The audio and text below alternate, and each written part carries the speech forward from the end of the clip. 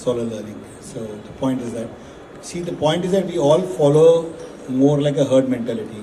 If, like Carl rightly said, when we came to Mumbai, you had a one-room kitchen. Then when the kids came in, you had a one-bedroom. When the kids were getting married, you got a two-bedroom. When they had a family, you were up to a three-bedroom. This is the transition we see. So we started now thinking that all are going to buy two bedrooms, we don't build the one bedrooms. So that's one design fault which we see. Yes, I know there are a lot of issues that to attain to that parking or the cost of one bedroom will be much more higher than a three bedroom. All that is said, but as it said, it has to be a demand and supply aspect of that. That's one part of it. The second part of it, which again Carl again said, is the open space. We really compromise at times for the open space to consume that FSI, which is not a good price to sell. We all don't understand the NAV of business in real estate because we think that the tide is always going to be high. We'll always go to high price. It's never like that, actually. So the NAV that, suppose if I'm selling a flat at 30,000 rupees and I don't sell it for the next 6 months, I've lost my price of 1800 rupees by way of interest. So that's one mistake we all developers will follow. We just build not understanding, doing, as you rightly said, there are so many things which we can learn from. There is so much data available. But we all think that we are builders, we know everything, and our staff knows nothing. So that's the common mistakes as developers we make. Fantastic. Umang bhai?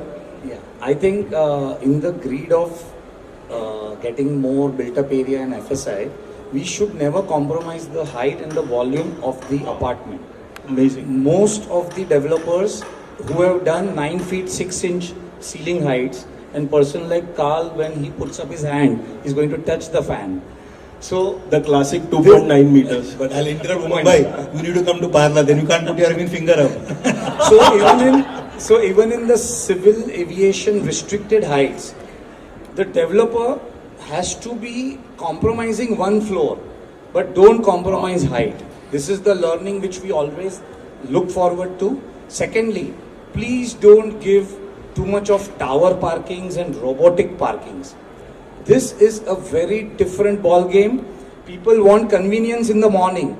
You have an emergency at home. Some house lady wants to drive the child to the school. They will not get the car for 15 minutes. So these are the common mistakes which most of the developers sometimes fail to address. And third is that when you have a chance to make your brand name or make yourself felt present in that particular locality, never compromise luxury, natural light ventilation, and if possible try to make 3 sides open. Each apartment, if designed for 3 sides open, is the best vastu that we can give to our next generation. I think these are the learnings of our company. That was a master class in luxury, and I think it's so important, the floor to floor height, that whole concept, because square footage is two-dimensional. So, we get carried away in that part, and the importance of design aesthetics with your floor to floor height. I think absolutely BMC allows right from 2.9 meters to 4.1, 4.2. So, that's the wide array available, and anything north of 3.3, 3.4 is considered, at least in human interest, better. You should start advertising the volume of your flat. Yes, very true, very true. RERA is asking for parking ka volume. What is the height of the parking? Now we all as developers should advertise the volume of the flat. The third dimension. Jitu bhai, it's gonna get tough because a lot of mistakes are highlighted, but yeah. The major mistake what developer is doing, like we give so many amenities to the building, but then it is a sustainable or not. That is the most important. Where is usefulness or not? They will maintain in future or not, because we are there for 2 years maximum after completing the building. But after completion, the society should run that easily. So that is the most important part we should think in a mind. Otherwise, what in a marketing pay, this we are giving, but the A, B, C, D, etc., all we are giving, but that is of no use. Many societies don't operate swimming pool, don't operate properly gym. So that is all mistakes what we are doing in marketing. So by giving these amenities, we are compromising luxury for spaces and etc. So that is a main mistake what we are doing. I think that's so important. People have turned residential projects into resorts.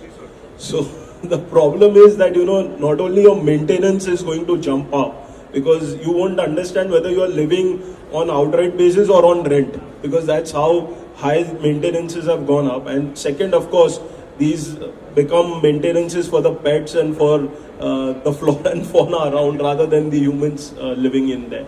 Fine is adding to happiness index. See, in a life we are forgetting happiness index. So that is the most important. And Thane, by the grace of natural God, that is a mountain, water, and in between the space. Here some architects are there. It is the best in Vastu. So it is the best in luxury life. So it adds to a mind happiness of the people. So there you get a very good spaces there. And with the blessing of Deputy CM and former CM, we have so many infrastructure projects coming in. It adds to the best of your life. It curtails time, it curtails garden, it curtails any other amenities. So Thane has emerged as a best project, luxury project of the city adjoining to Mumbai. Value for money, because in South Mumbai, at what price you buy, or at eastern suburb or western suburb, what price you buy, here you get a price benefit.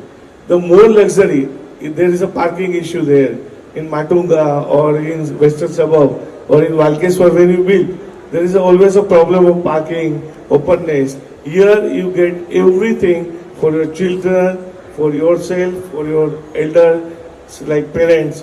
So everything is there. The best schools are there. So that is the best luxury. Absolutely, and all these factors come. Views on this panel discussion and what CREDAI focused in Crux Bound. So I thank the organizer DPOV. It was a really good show, and more important, it was a good collaboration with CREDAI-MCHI with all the designers and all the people around. The good part to see its actual design, not just total crowded part of it. The quality was very good, and hopefully people will learn a lot from it. The panel was good. It was very open, well curated by Arshul, and Carl did a fantastic job by adding it. Vijay Bhai was the best part of it, having him here and talking about it. So I think it's going to be a lot of learning for every person here. How does luxury and sustainability in real estate goes hand in hand? So luxury, I think, is not a price myth. It's not a amenity myth. Not that you have Italian marble or some gold rim things. It's more a comfort to the end user, which is very important. Plus, it adds a convenience of time, how you spend time and how you get things done. And most important, the light and the ventilation, which is very, very important for human health. Welcome. Ji, Please share your views on what this panel discussion was focused on today and how luxury housing with sustainability is important in a city like Mumbai. Perfect. Hi, I'm Dr. Harshul Savla, and I was very happy to moderate this panel on luxury. I think we redefined luxury, broke a lot of myths. Luxury was always about huge flats, high rates per square foot, but I think we talked about luxury right from one-room kitchen, 1 BHK to a penthouse. We also talked about what are the elements which constitute luxury, which includes elevating the standard of life, elevating the well-being, health, and overall happiness quotient of an individual and a family, and ultimately that's what one looks for when one buys their dream home. Thank you, it was a pleasure. The panel discussion was on the luxury segment and how luxury housing impacts everybody's life. It involves sustainability, and I would say that at any strata of the real estate, luxury can be involved in the minds of the people by delivering something that is normally beyond the expectation. And luxury is not built, it has to be felt by the consumer. So we think that as on today, Mumbai or India, we are entering into a phase of aspiration, wellness and luxury. The more that you can create the market for this kind of aspirations, there is more market for such kind of real estate. Thanks.